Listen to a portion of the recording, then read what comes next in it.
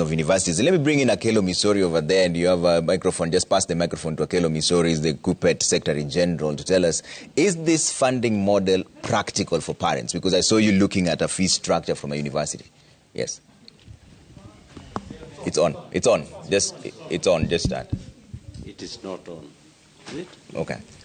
Let's sort that out and see how that works in just a bit. We're talking about the funding model, whether there's categories of vulnerable scholarships at 80%, extremely needy scholarships at 70%, with a loan of 30%. Is it practical, Akello? This funding model apparently is not practical.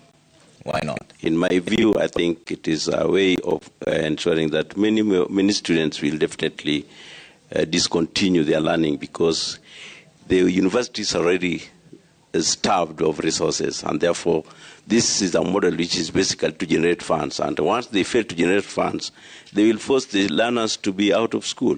Okay. So in my view, I think this funding model is not practical, because the current one has also even failed. Remember, we are in the universities currently have not given dates of admission, because they were waiting for government to actualize what was offering in terms of funds.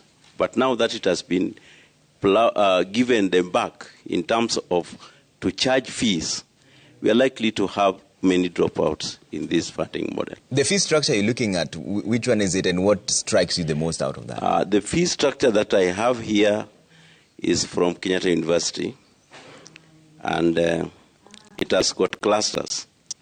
Cluster 1B, the first program cost is 612,000. First semester is 376,200. Second semester is 122,400. The third semester is 122,400. So that is the first. Then let me just go to the other one is 336. That is cluster 6, where the first semester they pay 201,960,000, and then 134, 640, and then the third semester they pay nothing.